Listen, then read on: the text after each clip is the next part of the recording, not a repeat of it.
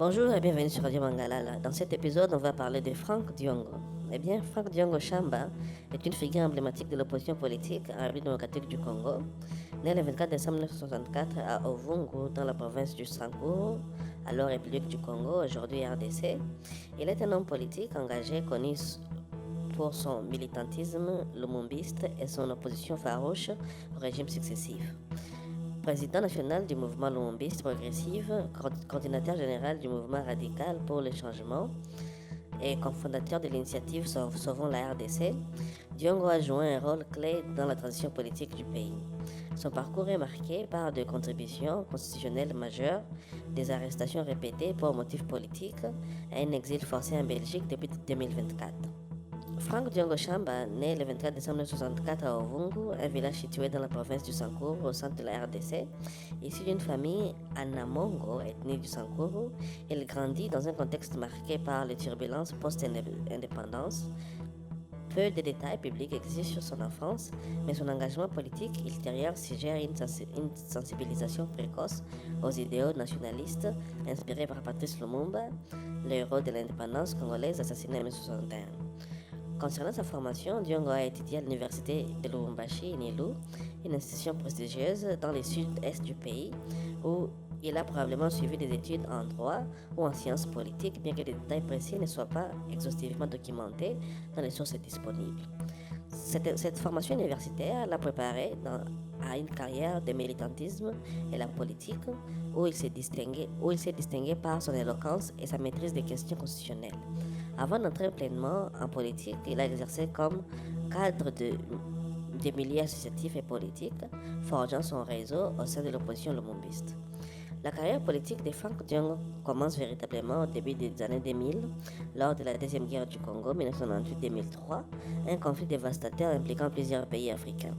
En tant que chef de délégation et représentant du mouvement lumumbiste progressif, parti qu'il a fondé et dirige depuis lors, Diongo participe activement au dialogue intercongolais à Sun City, Afrique du Sud, de 2002 à 2003. Ce forum réunissant des belligérants congolais aboutit à la fin des hostilités et à la mise en place d'un gouvernement de transition. Diongo est co-signataire de l'accord global et inclusif de Pretoria en 2002, un pacte pivotal pour la paix en RDC. Il contribue également à la rédaction de la constitution de transition qui pave la voie à la constitution actuelle promulguée le 18 février 2006. Ses contributions le positionnent comme un architecte clé de la Troisième République congolaise. Élu député de l'Assemblée nationale pour le district de Lukunga à Kinshasa lors de la deuxième législature 2003-2007, il défend les intérêts de l'opposition et critique les dérives autoritaires du régime de Joseph Kabila. Son mandat est marqué par des interventions vigoureuses en faveur de la démocratie et contre la corruption endémique. Au sein du MLP, Diongo promet une idéologie lumumbiste progressiste axée sur le nationalisme, la justice sociale et la souveraineté économique. Il cofonde également son rôle à RDC, une plateforme d'opposition, et devient coordinateur général du MRC, un mouvement radical appelant au changement profond face à la crise sécuritaire et économique du pays. Dans les années 2010, Diongo s'impose comme une voix critique contre le régime de Kabila, accusé d'avoir prolongé son mandat au-delà des limites constitutionnelles. Il participe à des manifestations et coalitions d'opposition, comme le rassemblement des forces politiques et sociales acquises au changement. Ses prises de position lui valent une visibilité accrue, mais aussi des persécutions. En janvier 2023, Diongo annonce sa candidature à l'élection présidentielle, prévue pour décembre de la même année. Sa candidature est validée par la Commission électorale nationale indépendante, mais en novembre, il se retire au profit de Moïse Katumbi, un autre opposant majeur, dans un geste d'unité contre Félix Tshisekedi, le président sortant. Les élections de 2023 sont entachées d'irrégularités et Tshisekedi est réélu dans un contexte de contestation massive.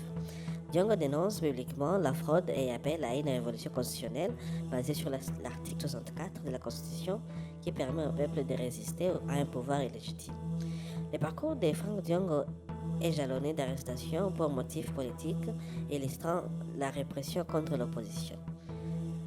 Le 19 décembre 2016, lors d'une manifestation contre les reports des élections et la prolongation du mandat de Kabila, Diongo est arrêté à son domicile par des soldats de la garde républicaine accusés d'arrestation arbitraire et détention illégale aggravée, de torture sur 3 soldats. Il est jugé en procédure expéditive est condamné le 28 décembre à 5 ans de prison.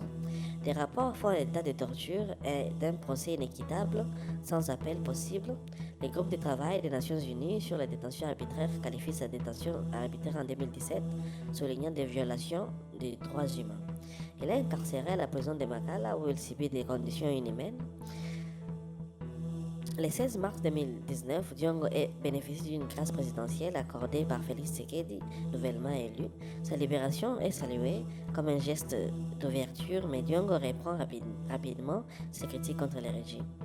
Le 20 juin 2023, alors candidat à la présidentielle, Diongo est arrêté à Kinshasa par des agents de sécurité accusés de possession illégale d'armes et d'implication dans des rixes. Détenu au quartier général des renseignements militaires, puis à la prison militaire d'Indolo, il est libéré sans charge. Le 15 juillet 2023, Human Rights Watch dénonce cette arrestation comme une intimidation politique en vue des élections. Ces épisodes renforcent son image de prisonnier politique et attirent l'attention internationale, y compris de l'Union interparlementaire qui suit son cas depuis 2016. Après les élections contestées 2023, Diongo fuit la RDC face aux menaces. En juin 2024, il obtient l'asile politique en Belgique, où il réside à Bruxelles. Depuis l'exil, il continue son militantisme via les réseaux sociaux et les déclarations publiques. En mai 2025, le gouvernement congolais tente de dissoudre les MLP via la justice, une mesure que Diongo qualifie de persécution politique. En 2026, Diongo reste actif au sein du MRC, critiquant le régime Tshisekedi pour corruption, tribalisme et échec sécuritaire à l'est du pays. Il plaide pour un dialogue inclusif avec l'Alliance Fleuve Congo et en février 2026, il envoie une délégation du MRC à Goma pour rencontrer Joseph Kabila et les leaders de l'AFC. Il dénonce les violations de cessez-le-feu par Kinshasa et rend hommage à des figures comme colonel Willy Ngoma tué en février 2026. Il s'oppose aussi à des contrats miniers jugés léonins et à des tentatives de révision constitutionnelle. Sur le plan personnel, Diongo a été marié à Sylvie Chiani, une avocate rencontrée au cabinet de Maître Mukendi. Ils ont eu des enfants, Andrea Diongo et Samuel Diongo, résidant avec son père en Belgique. Le couple s'est séparé il y a environ 10 ans. Sylvie, décédée le 7 mars 2026 à Kinshasa, et Diongo lui rend hommage émouvant depuis l'exil, soulignant son rôle de mère et de juriste brillante. Diongo incarne la résilience de l'opposition congolaise. Son héritage repose sur ses contributions constitutionnelles et sa défense intransigeante de la démocratie, malgré les persécutions.